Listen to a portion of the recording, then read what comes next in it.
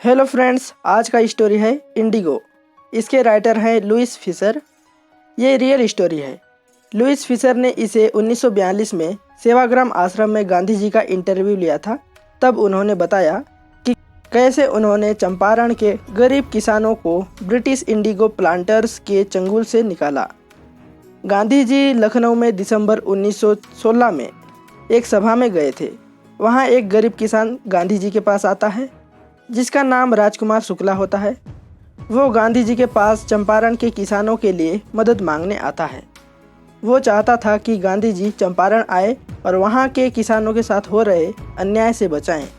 वहाँ के किसान अगर इस अन्याय के खिलाफ जाते थे तो उन्हें टॉर्चर किया जाता था, पीटा जाता था। लेकिन गांधी जी उस समय बहुत बिजी थे।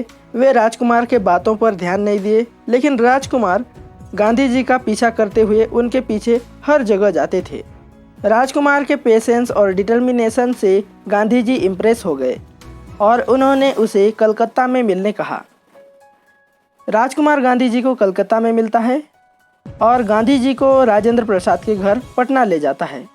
राजेंद्र प्रसाद उस समय लॉयर थे जो आगे चलकर स्वतंत्र भारत के फर्स्ट प्रेसिडेंट बने। जब राजकुमार और गांधी जी राजेंद्र प्रसाद के घर पहुंचते हैं तो वहाँ वे नहीं थे। फिर गांधी जी ने डिसाइड किया कि वे चंपारण से पहले मुजफ्फरपुर जाएंगे, जो कि चंपारण के रास्ते में ही था। वे चाहते थे कि सबसे पहले चंपारण का इन्फॉर्मेशन ले लें। जब वे चंपारण पहुँचे तो वहाँ बहुत सारे लोग गांधी जी का स्वागत किए। गांधी जी को पता चला कि वहाँ के किसान अंग्रेज़ों के साथ शेयर क्रॉपिंग करते हैं। एक एंशिएंट एग्रीमेंट के तहत किसानों को अपने ज़मीन के 15% पर इंडिगो उगाना पड़ता है और उसे पूरा का पूरा लैंडलॉर्ड को देना पड़ता है एज अ रेंट। इसे किसान नाराज थे। जब जर्मनी ने सिंथेटिक इंडिगो डेवलप किया तो अब इंडिगो प्लांटेशन का कोई फ़ायदा नहीं था। तो फिर उसके बाद एक नया एग्रीमेंट साइन किया गया कि अब से उस 15% लैंड में इंडिगो नहीं उगाया जाएगा, लेकिन उसके बदले में उन्हें पैसा देना पड़ेगा। कुछ किसान ने साइन किया तो बाकी ने इसका प्रोटेस्ट किया। इस बात को कोर्ट तक पहुंचाया गया। तब तक गांधी जी चंपारण पहुंच चुके थे। वहां वे वकीलों से मिले, जैसे कि राजेंद्र प्रसाद, बृज किशोर बापू और भी बहुत सारे वकील थे। गांधी जी ने ब्रिटिश लैंडलॉर्ड एसोसिएशन के सेक्रेटरी से मिला, लेकिन उन्होंने कोई भी जानकारी देने से मना कर दिया। फिर गांधी जी ने मोतिहारी से जानकारी लिया, लेकिन फिर सरकार के तरफ से गांधी जी को चंपारण छोड़ने के लिए नोटिस आया। गांधी जी ने इसे नहीं माना तो उन्हें अगले दिन कोर्ट में पेश किया गया। वहाँ कोर्ट के बाहर किसानों का भीड़ था। कोर्ट में गांधी जी को सबूत मांगा गया और केस को टालना चाहा, तो गांधी जी ने विरोध किया। गांधी जी नहीं चाहते थे कि वे खुद को नियम तोड़ने वाला करारा जाए, बल्कि वे वहाँ के किसानों को न्याय दिलाना चाहते थे। इसके लिए गांधी जी को शेयर क्रॉपर, किसान और लॉयर से भरपूर सपोर्ट मिला। इसे देख गांधी जी ने कहा, हम न्याय की लड़ाई जीत चुके हैं।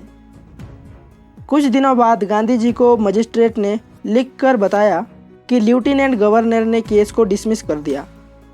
ये इंडिया में पहली बार था कि कोई भी न्याय शांति से मिला हो। गांधी जी किसानों का प्रतिनिधित्व कर रहे थे। फाइनली लैंडलॉर्ड किसानों के पैसा रिटर्न करने को राजी हो गए, लेकिन वे पूरा नहीं दिए, ओनली 25% दिए। फिर भी गांधी जी कुछ नहीं बोले, सहमत हो गए। जब उन्हें इसके बारे में पूछा गया तो बताया कि हमारे लिए ये इम्पोर्टेंट नहीं है कि वे हमें कितना वापस किए, बल्कि ये है कि वे हमसे झुक गए। गांधी जी का अगला टास्क था कि वहाँ का सोशल बैकवर्डनेस हटाना है। वहाँ स्कूल खोला गया, हॉस्पिटल खोला गया। इसके लिए उनकी पत्नी कस्तूरबा गांधी ने भी मदद किया। कस्तूरबा साफ सफाई और स्वास्थ्य संबंधी में जागरूक करती थी। गांधी जी को इस चंपारण मोमेंट से लगा कि बस अब और अन्याय नहीं सहेंगे मेरे देशवासी। यहाँ से गांधी जी को आत्मविश्वास जगा और उनका पॉलिटिकल जर्नी शुरू होता है। गांधी जी चाहते थे कि सभी भारतीय हर मामले में स्वतंत्र हो।